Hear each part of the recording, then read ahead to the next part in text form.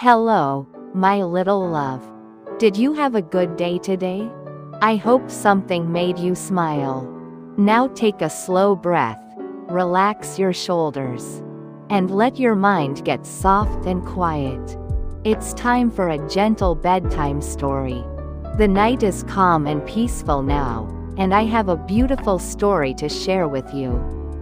This one is called A Christmas Carol. Let me tell it to you softly. Once upon a time, in a quiet town covered with gentle snow, there lived a man named Ebenezer Scrooge. The snow fell slowly outside his window, each flake drifting down like a tiny feather. Scrooge lived in a cozy house with warm fireplaces and soft rugs, though he often forgot to notice how lovely everything was around him. He worked at a desk with papers and books, and he liked counting numbers and keeping everything organized and tidy. It was the evening before Christmas, and the streets were decorated with soft golden lights. Children walked slowly with their parents, their warm breath making little clouds in the cool air.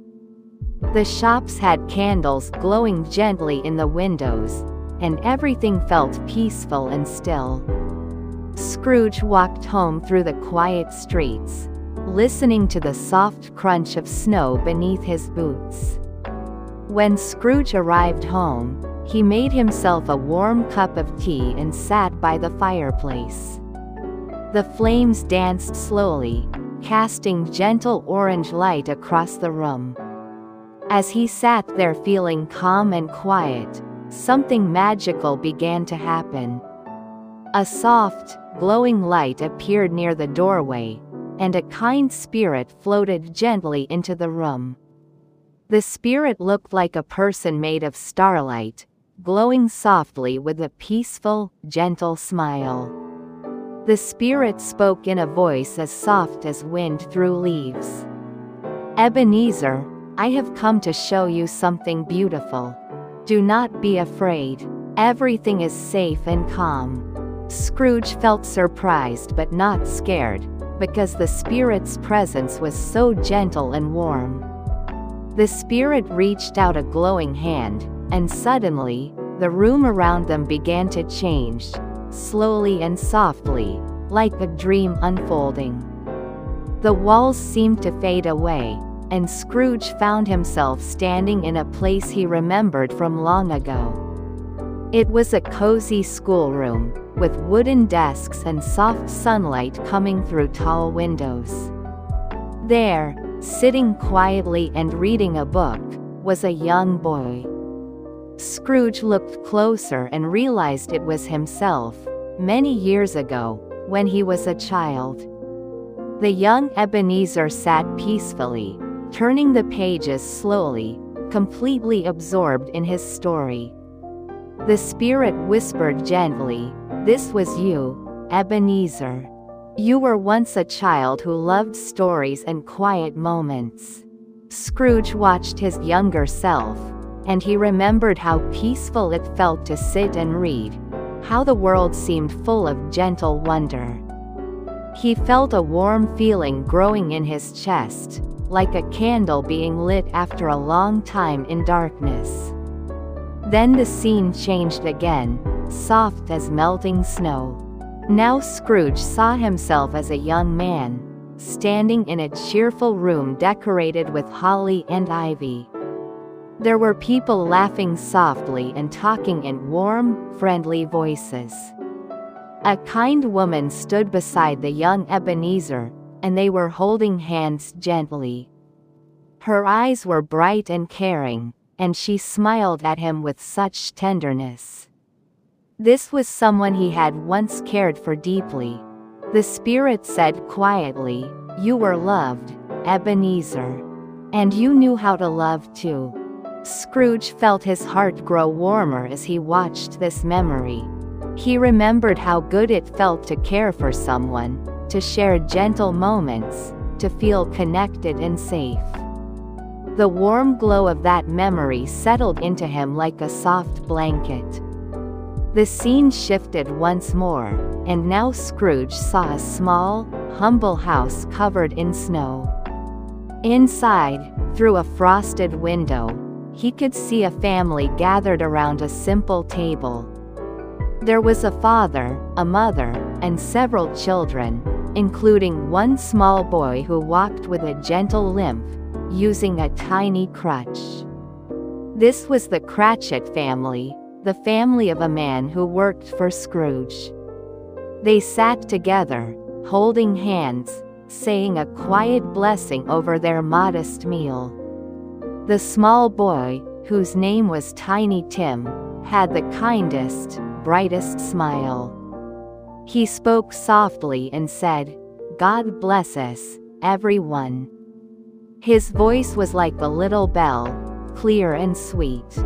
The family ate their dinner slowly, savoring each bite, sharing stories and gentle laughter. Even though they didn't have much, their home was filled with love and warmth. Scrooge watched them and felt something shift deep inside him. He realized how much joy could exist in simple, quiet moments of togetherness. The spirit looked at Scrooge with gentle eyes and said, "These people need kindness, Ebenezer. Everyone does. And you have the power to share it."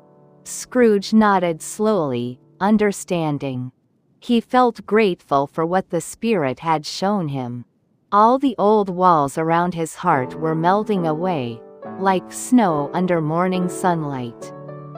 When the spirit faded gently into the air, Scrooge found himself back in his own room, sitting by the fire.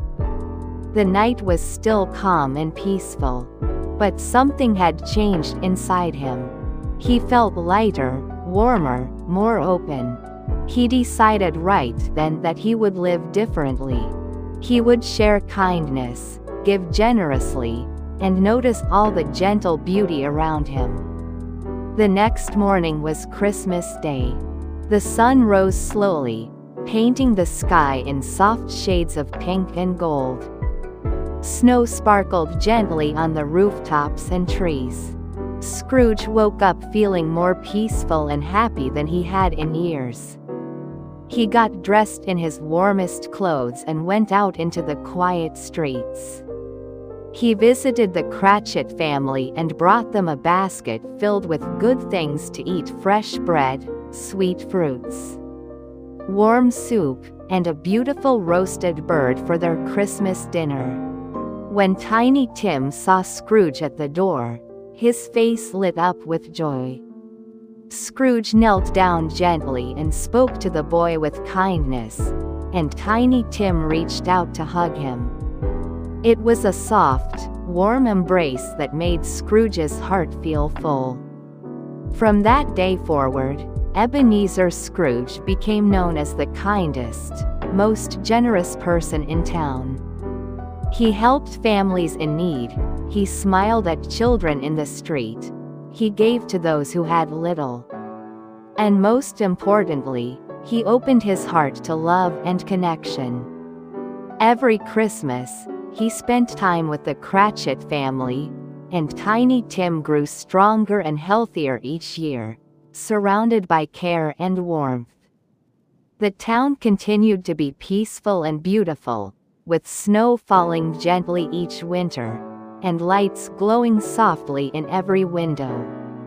Scrooge learned that life is most wonderful when we share it with others, when we give kindness freely, and when we notice all the small, beautiful moments that happen every day. And he lived the rest of his days in peace, warmth, and joy. The night grows softer now, my little love, and another gentle story drifts quietly into place. Let me tell you now about a story called Sindbad's Adventure. Close your eyes and imagine a peaceful ocean.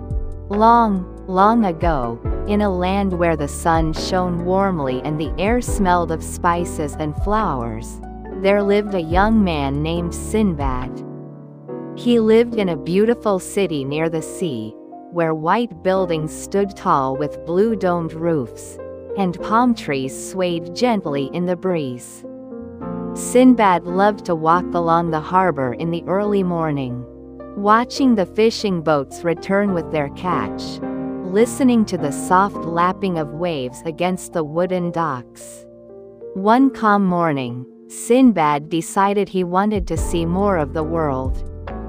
He had heard stories of faraway islands with colorful birds, friendly people, and peaceful gardens. So he packed a small bag with some bread, dried fruit, and a blanket, and he boarded a merchant ship that was setting sail across the gentle sea. The ship's sails filled with a soft breeze, and they glided slowly away from shore. The ocean was vast and beautiful, stretching out in every direction like a sheet of shimmering blue silk.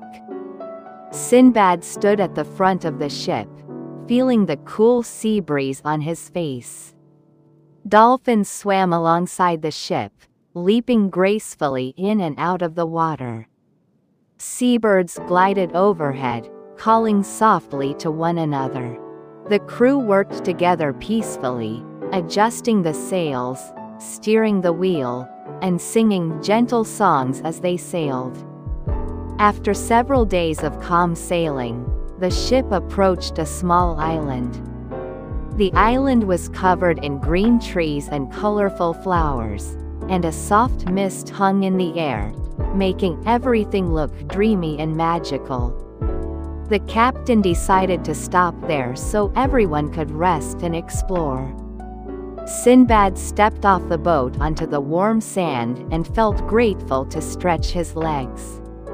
He walked slowly into the forest, where tall trees provided cool shade. Flowers of every color, pink, purple, yellow, orange, grew along the path. Butterflies with delicate wings fluttered from blossom to blossom. Sindbad heard the gentle sound of a stream and followed it until he found a small waterfall, its water sparkling as it cascaded softly over smooth stones. He sat down beside the stream, dipped his hands into the cool water, and took a refreshing drink. As Sindbad rested there, a large, gentle bird appeared from the trees.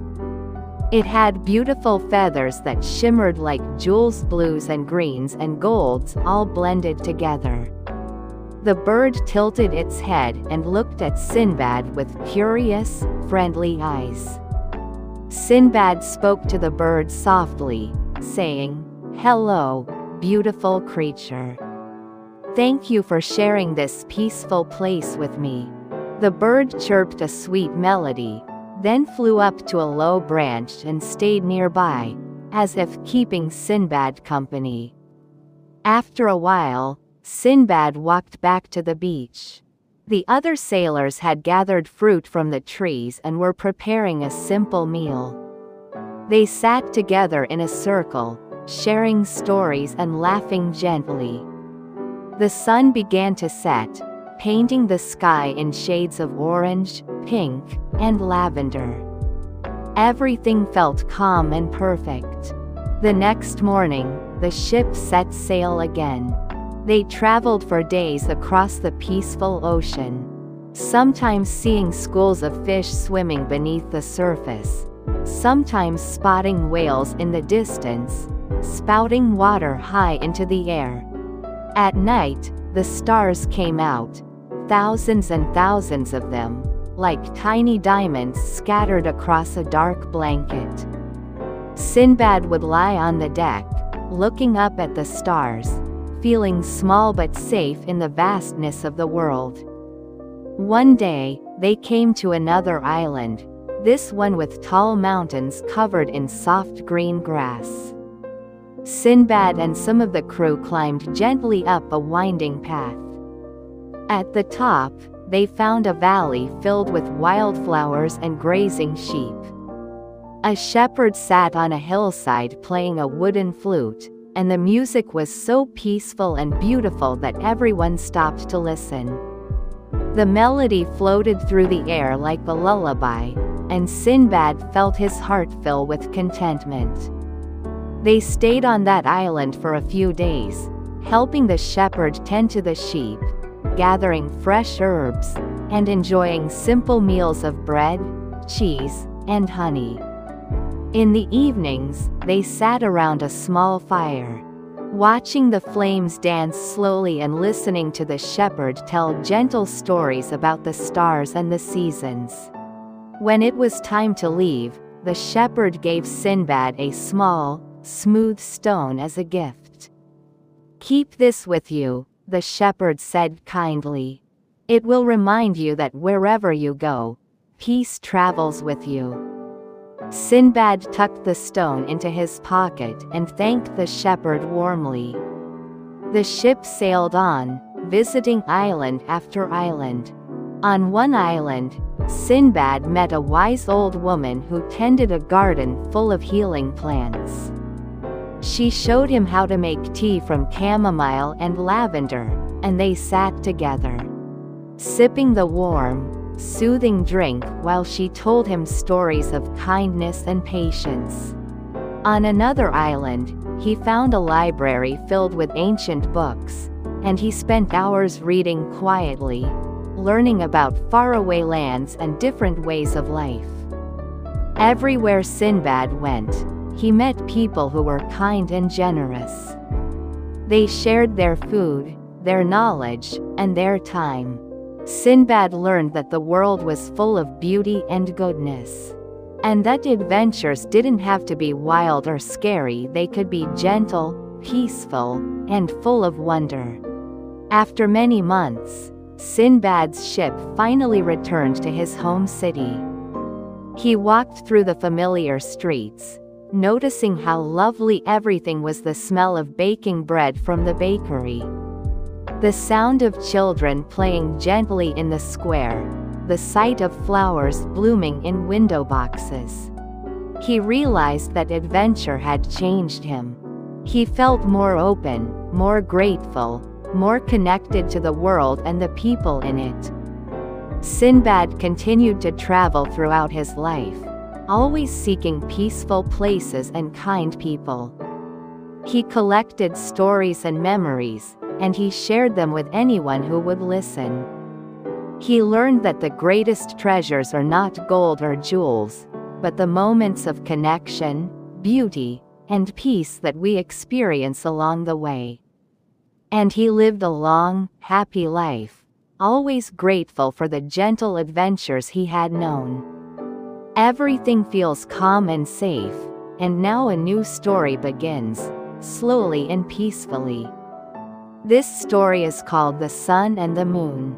Let me tell it to you gently. Long ago, in a quiet village surrounded by tall mountains and green forests, there lived a kind mother and her 2 children. A gentle daughter and a thoughtful son. Their home was a small cottage with a thatched roof and a garden full of vegetables and flowers. Every morning, the mother would wake early, prepare a simple breakfast, and then set out to work in the fields nearby. The children loved their mother very much. In the mornings, before she left, she would kiss them on their foreheads and say, "Be good, my loves. I will return before sunset." The daughter and son would wave goodbye from the window, watching as their mother walked down the path, her basket swinging gently at her side. One day, as the mother was returning home in the late afternoon, she walked through the quiet forest. The trees stood tall and peaceful, their leaves rustling softly in the breeze. Birds sang sweet songs from the branches. The path was dappled with sunlight filtering through the canopy above. The mother walked slowly, enjoying the beauty around her. As she walked, she noticed a tiger resting beneath a large tree. Now, this tiger was not fierce or frightening. It was old and tired, and it looked at the mother with calm eyes. The mother stopped and spoke gently to the tiger. "Hello, friend. Are you hungry? I have some rice cakes in my basket. You may have them if you wish." The tiger was surprised by her kindness. It had lived in the forest for many years, and no one had ever spoken to it with such warmth.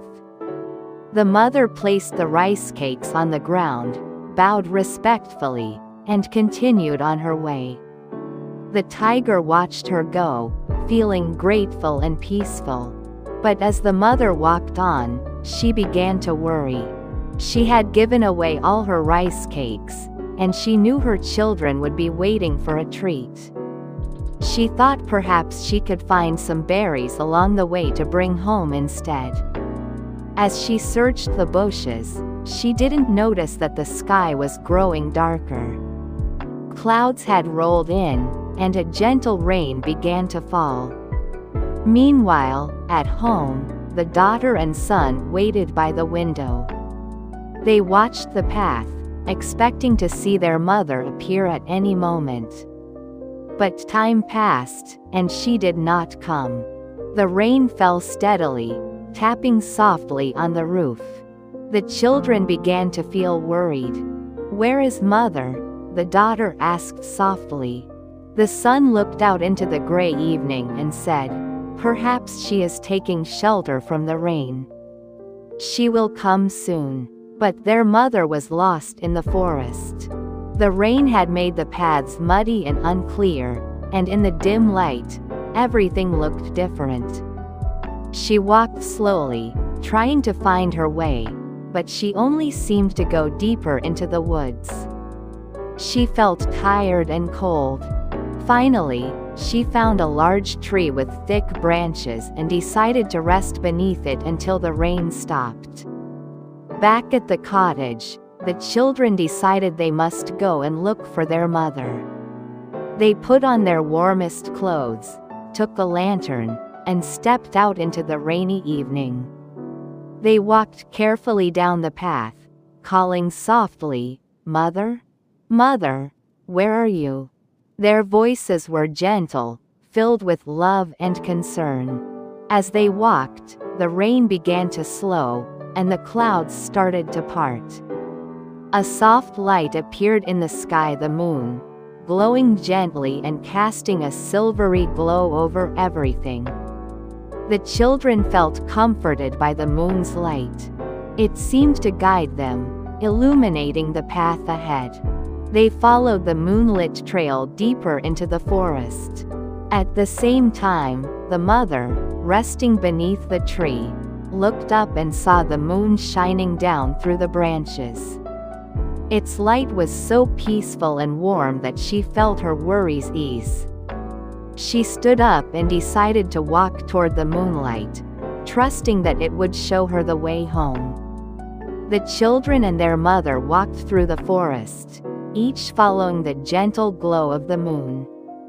Finally, they reached a clearing where the moonlight was brightest, and there, in the center, they saw each other. "Mother!" the children cried out joyfully. "My dear ones," the mother said, opening her arms wide. They ran to each other and embraced, holding on tightly, grateful to be together again. The moon above seemed to shine even more brightly, as if happy to have helped them reunite. The rain had stopped completely, and the air smelled fresh and clean. The family walked home together, the mother in the middle holding each child's hand. They talked softly about how much they loved each other and how grateful they were for the moon's gentle guidance. When they reached their cottage, they went inside and dried off by the warm fire. The mother made hot tea, and they sat together, sipping slowly and feeling safe and content. From that night on, whenever the moon was full and bright in the sky, the family would go outside and look up at it, remembering the night it led them home.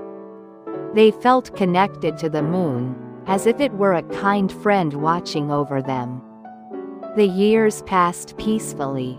The children grew older, and they became known in the village for their kindness and wisdom.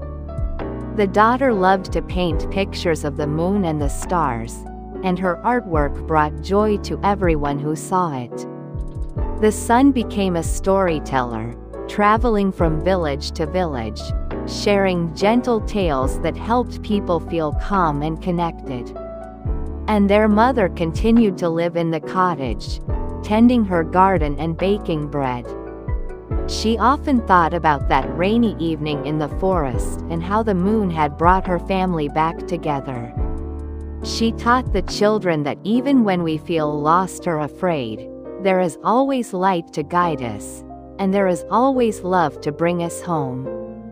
The village remained peaceful, surrounded by its mountains and forests.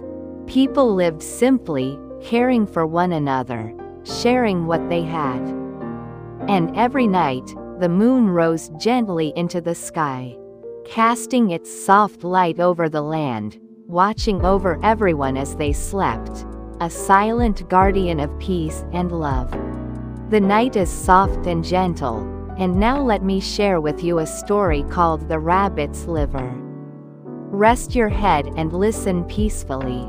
Once upon a time, deep beneath the calm blue ocean, there was a beautiful underwater kingdom.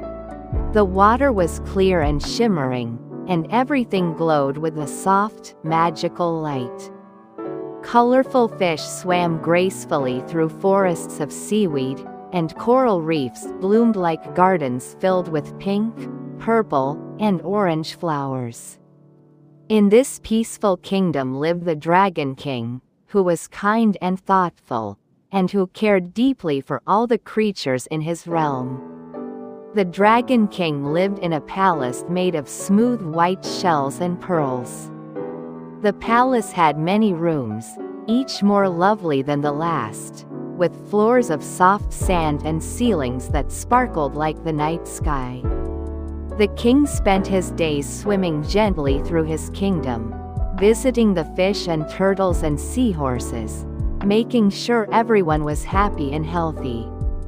One day, the Dragon King began to feel unwell.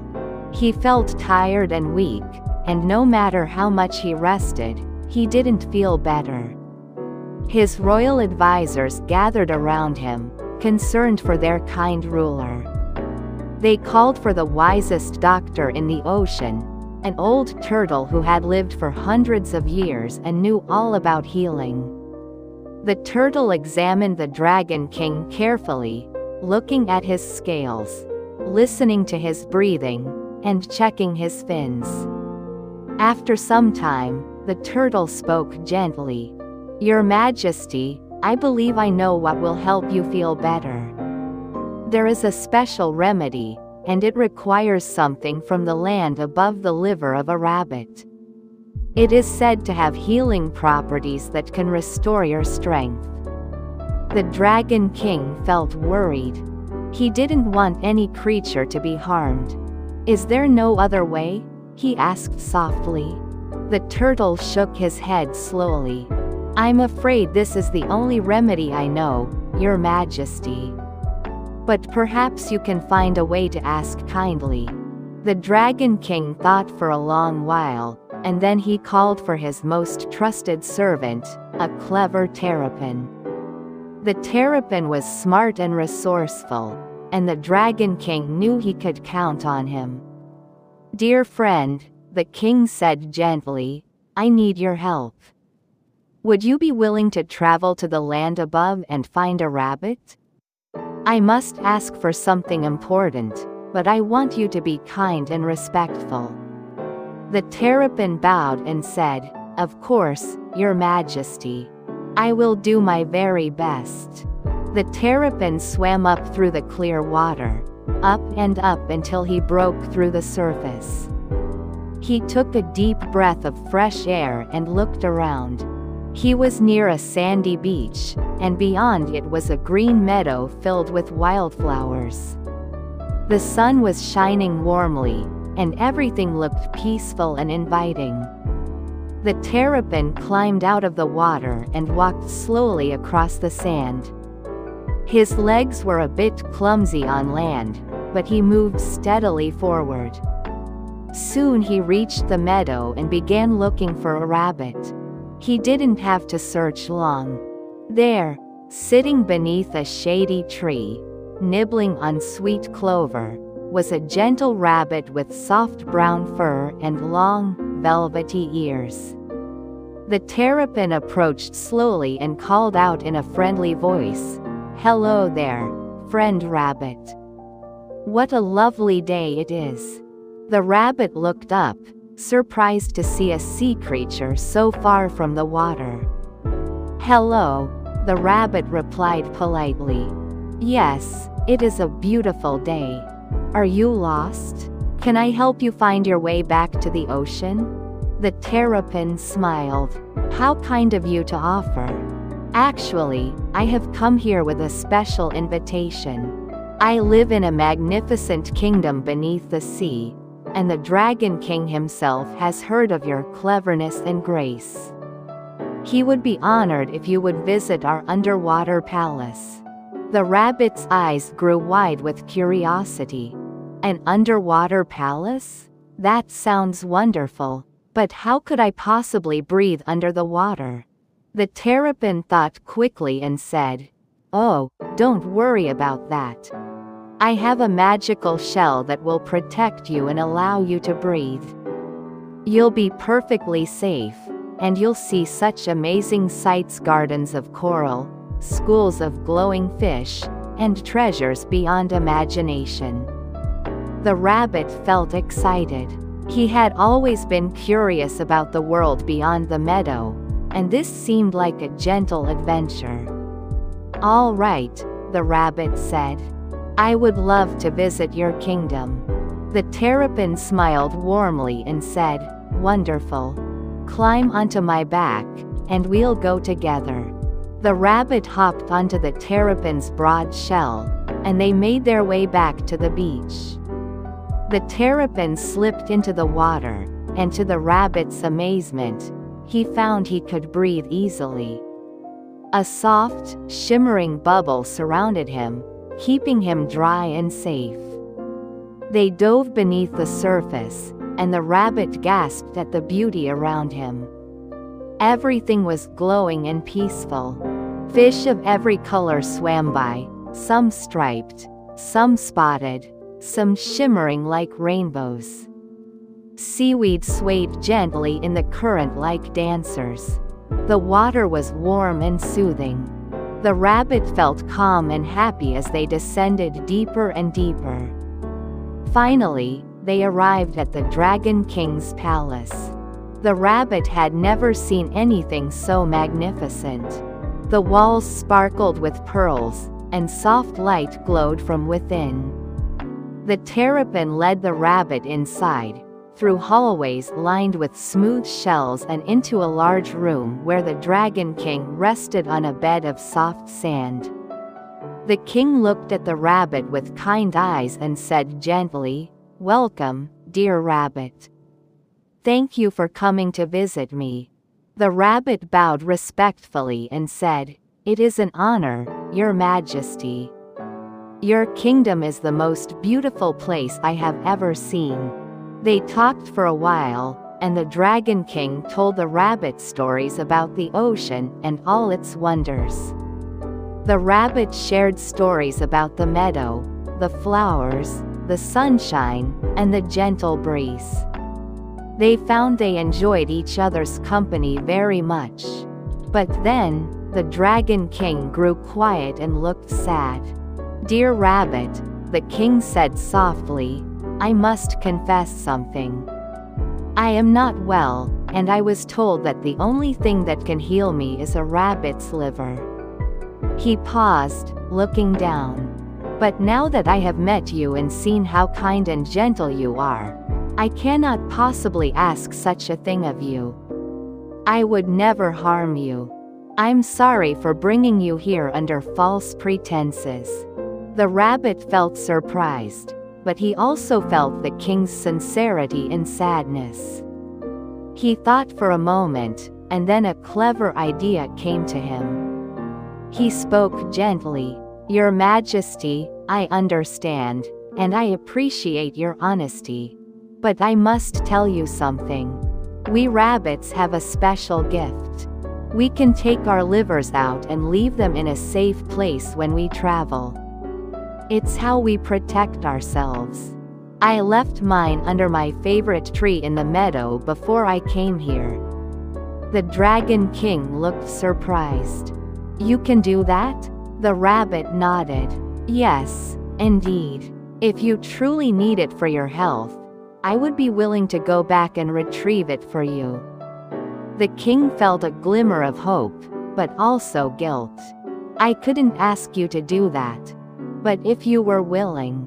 The terrapin quickly offered to take the rabbit back to the meadow. The rabbit climbed onto his back again, and they swam up through the water, back to the surface, and returned to the shore. As soon as they reached the beach, the rabbit hopped off quickly and said, "Wait here. I'll go get my liver from under the tree."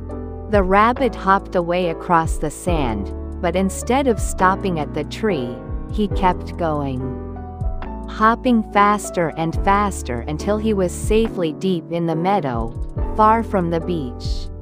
He sat down beneath his favorite tree, breathing a sigh of relief. He felt proud of his quick thinking and grateful to be safe at home. Meanwhile, the terrapin waited and waited on the beach, but the rabbit never returned. Eventually, the terrapin realized what had happened. The rabbit had been clever and had saved himself. The terrapin felt a bit foolish, but he also felt respect for the rabbit's intelligence. He returned to the ocean and swam back down to the palace. When the terrapin told the Dragon King what had happened, the king was quiet for a moment, and then he began to laugh a soft, gentle laugh. "That rabbit outsmarted us," the king said with a smile. "And I'm glad. I never truly wanted to harm him. He deserves to live freely and happily in his meadow. And you know what? I'm already starting to feel a bit better. Perhaps it was the visit, the conversation, and the reminder that cleverness and kindness matter more than anything." Indeed, the Dragon King did begin to feel better in the days that followed. He realized that sometimes the best medicine is not something you take, but something you learn. He learned to appreciate life, to respect all creatures, and to value kindness above all else.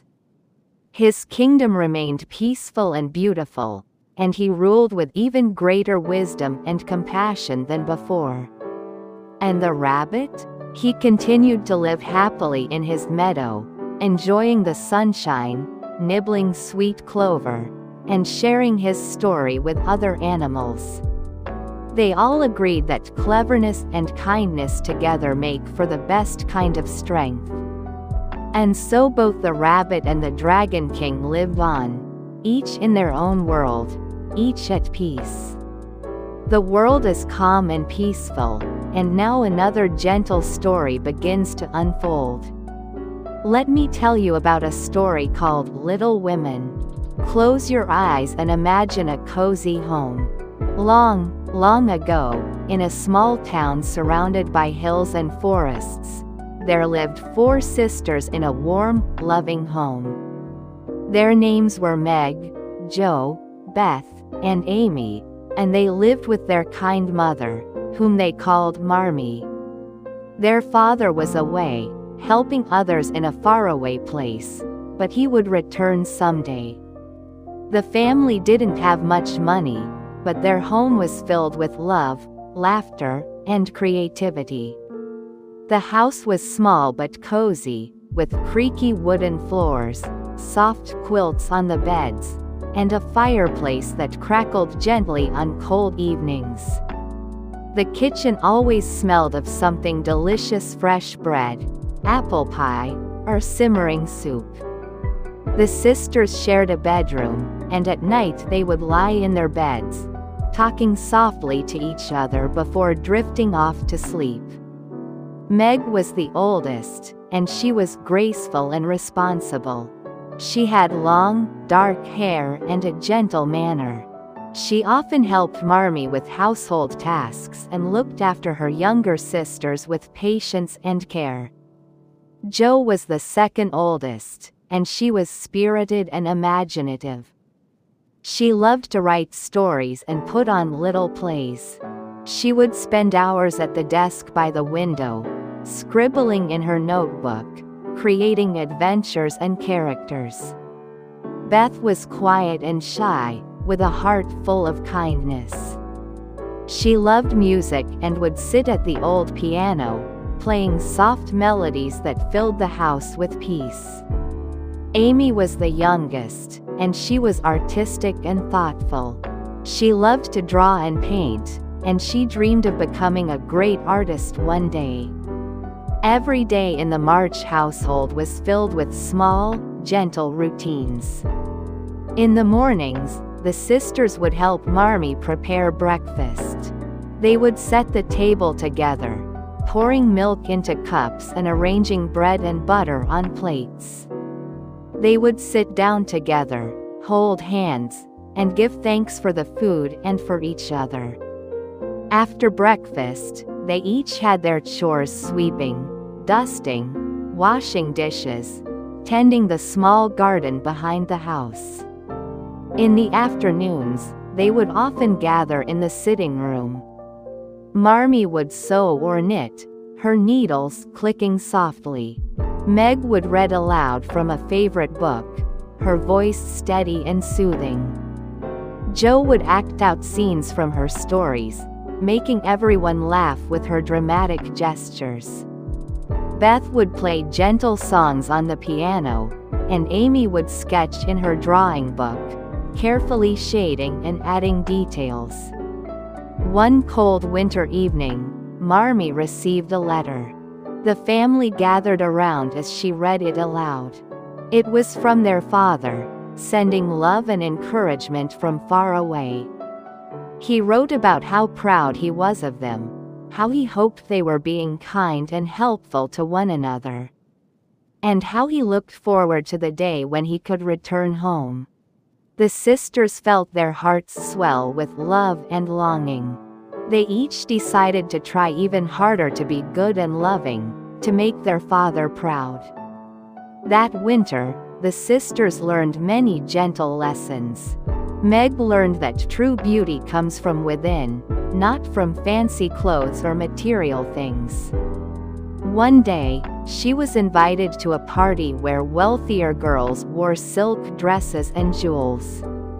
Meg felt a bit envious at first, but she soon realized that the most memorable moments were not the fancy decorations, but the genuine conversations and kind gestures she shared with others. Jo learned about patience and the value of hard work. She wanted to become a published writer, and she sent her stories to magazines and newspapers. Many were rejected, but she didn't give up. She kept writing, kept improving, and eventually, one of her stories was accepted. When she held the printed magazine in her hands, she felt such pride and joy. She learned that perseverance and passion are more important than immediate success. Beth learned to overcome her shyness, little by little. There was a kind old gentleman who lived next door, Mr. Lawrence. He had a beautiful piano in his home, much finer than the March family's old instrument. Beth admired it from afar but was too shy to ask if she could play it. One day, Marmee gently encouraged Beth to visit Mr. Lawrence and express her appreciation for music. Beth gathered her courage and went next door. Mr. Lawrence was delighted by her visit and invited her to come play his piano whenever she wished. Beth's face lit up with joy, and from then on, she would visit regularly, filling his house with gentle melodies. Mr. Lawrence loved her company, and they became dear friends. Amy learned about generosity and humility. She had always wanted to be admired and noticed, but one day she made a mistake. In a moment of pride, she acted unkindly toward one of her sisters. She immediately felt terrible about it. Marmee sat with her and spoke gently about the importance of kindness and putting others first. Amy apologized sincerely, and her sisters forgave her. From that day on, Amy tried to be more thoughtful and less focused on herself. As the seasons changed, the family continued to grow closer. Spring arrived, bringing warm breezes and blooming flowers. The sisters helped Marmee plant vegetables and flowers in the garden. They watched the tiny seeds sprout and grow, marveling at the miracle of life. Summer came, and they spent long afternoons reading under the shade of a large tree, or walking through the nearby woods, collecting wildflowers and listening to the songs of birds. One especially beautiful summer day, the family received the most wonderful news. A letter arrived saying that their father was coming home. He had recovered from an illness and was finally able to return. The sisters could hardly contain their joy. They prepared the house, cleaning every corner, baking his favorite foods, and decorating the rooms with fresh flowers. When the day finally came, they all stood by the gate, waiting. The sun was setting, painting the sky in soft hues of orange and pink. Then, down the road, they saw a familiar figure walking slowly toward them. "Father!" they cried, and they ran to him, throwing their arms around him, laughing and crying tears of happiness. Marmee stood back, her eyes shining, waiting for her turn to embrace her beloved husband. That evening, the whole family sat together in the warm glow of the fireplace. Father looked around at each of his daughters, his eyes full of pride and love. "You have all grown so much," he said softly. "I can see the kindness in your hearts, the strength in your spirits. I am so very proud of you." The sisters felt their hearts overflow with gratitude and joy. The years passed gently. Meg grew up and married a kind young man, and they had a small, happy home of their own. Joe continued to write and eventually published a book that touched many people's hearts. Beth's health was delicate, but she filled every day with music and love, bringing comfort to everyone around her. And Amy grew into a talented artist, learning that true art comes from the heart. Through all the changes, the sisters remained close, supporting one another, celebrating each other's successes, and comforting each other in difficult times. They learned that family is the greatest treasure, that love is the strongest force, and that simple, everyday moments are what make life truly beautiful. And so the March family lived on, in their cozy home, surrounded by love, kindness, and peace. Every evening, they would gather together, sharing stories, laughter, and gratitude. And every night, they would go to bed feeling safe, loved, and content, knowing that they had each other, and that was more than enough. The night wraps around you gently now, and one more peaceful story drifts into the quiet. This story is called A Little Princess. Let your mind rest as I tell it to you. Once upon a time, in a faraway land where the sun shone warmly, and the air was filled with the scent of jasmine and spices, there lived a little girl named Sarah Crew. Sarah had dark, curly hair and bright, intelligent eyes that sparkled with curiosity and kindness. She lived with her loving father, Captain Crew, in a beautiful home filled with books, music, and laughter. Sarah's father adored her more than anything in the world. He called her his little princess, and he treated her with such gentleness and respect. They would sit together in the garden, reading stories and talking about faraway places. Captain Crew would tell Sarah about his travels, about deserts and mountains and oceans. And Sarah would listen, her imagination painting vivid pictures in her mind. One day, Captain Crew had to travel far away for work. He decided that Sarah should go to a boarding school in London, where she could receive a fine education and be cared for while he was gone. Sarah felt sad to leave her father, but she trusted him and knew he wanted the best for her. They said goodbye with long hugs and promises to write letters often. The boarding school was a tall, elegant building on a quiet street. It was run by a woman named Miss Minchin, who was prim and strict, but Sarah tried to see the best in her. When Sarah arrived, Miss Minchin was very polite and attentive, because Captain Crew had paid generously for Sarah's care.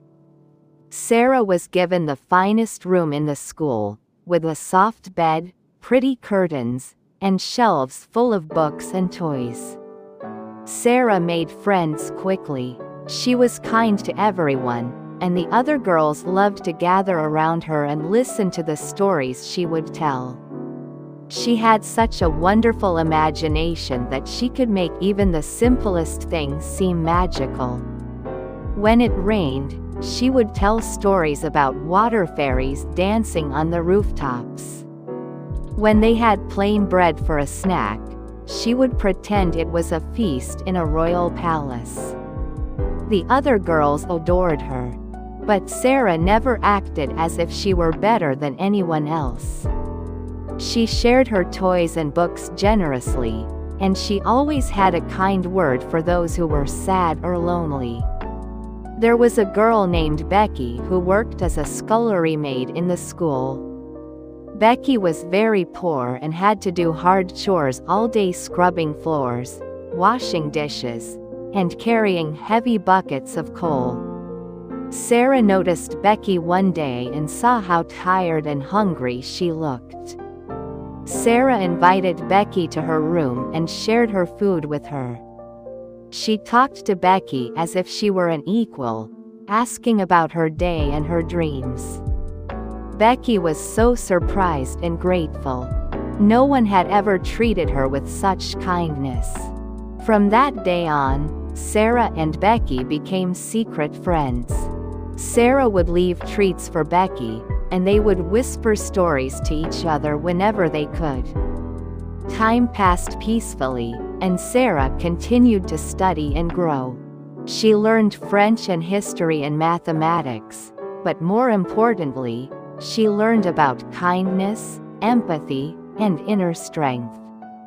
She believed that being a true princess wasn't about wearing fancy clothes or living in a grand palace. It was about treating everyone with respect and grace, no matter the circumstances. Then, one sad day, everything changed. A letter arrived at the school with terrible news. Captain Crew had fallen ill and passed away. He had also lost all his money in a failed business venture, and there was nothing left.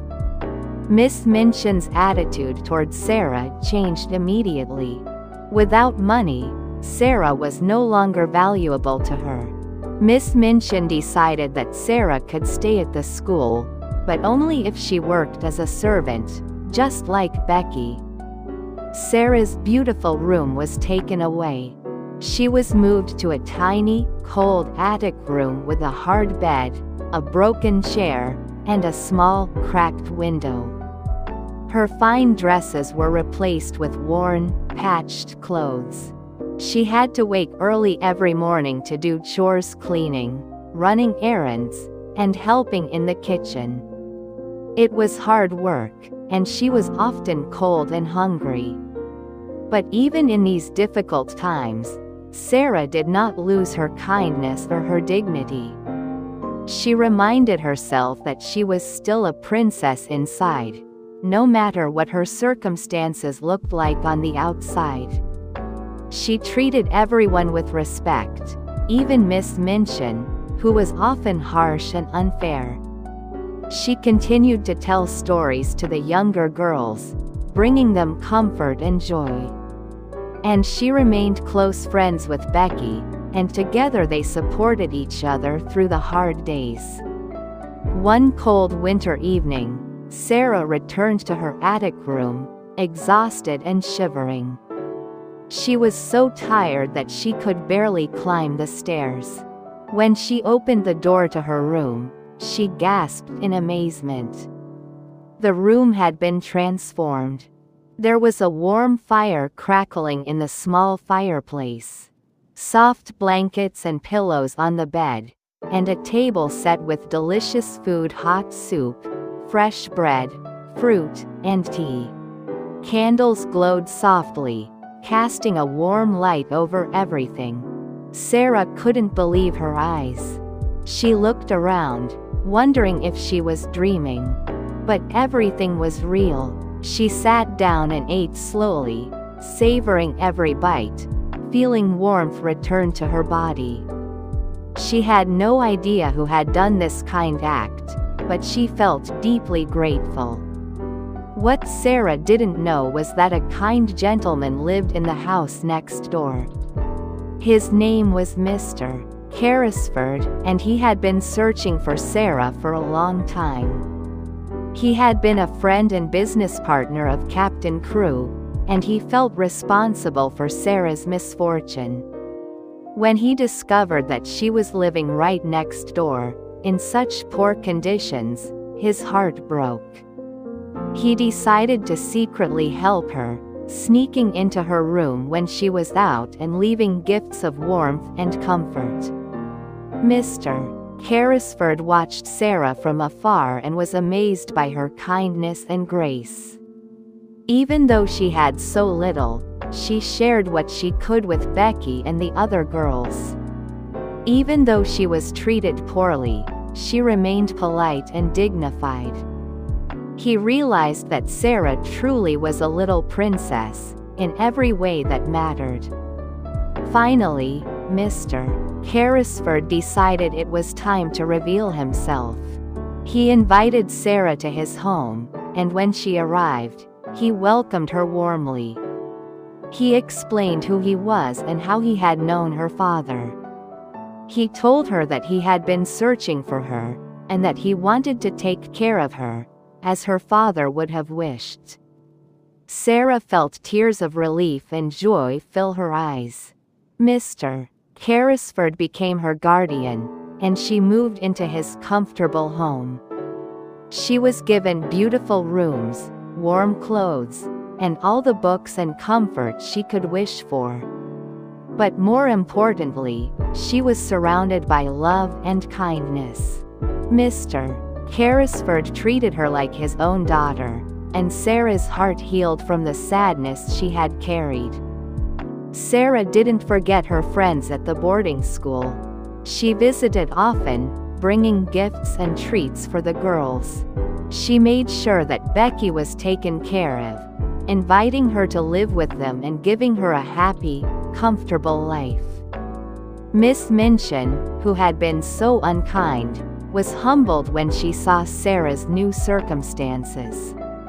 And she realized the mistake she had made in judging people by their wealth. Sarah continued to live by the principles that had guided her through hard times. She remained kind, generous, and graceful. She used her good fortune to help others, and she never forgot what it felt like to have nothing. She grew up to be a wise, compassionate woman who touched many lives with her warmth and love. And so Sarah's story became a reminder that true nobility comes from within, that kindness is the greatest strength, and that no matter what challenges we face, We can choose to remain loving, dignified, and brave. She lived a long, happy life, surrounded by people who loved her. And she spent every day making the world a little bit brighter, a little bit kinder, a little bit more beautiful. The night is deep and gentle now, my little love. All the stories have been told, and the world is quiet and still. You did well today, my little love. Now let your eyes grow heavy, and let the night wrap around you like a soft blanket. Sleep well, sweet dreams, and rest deeply.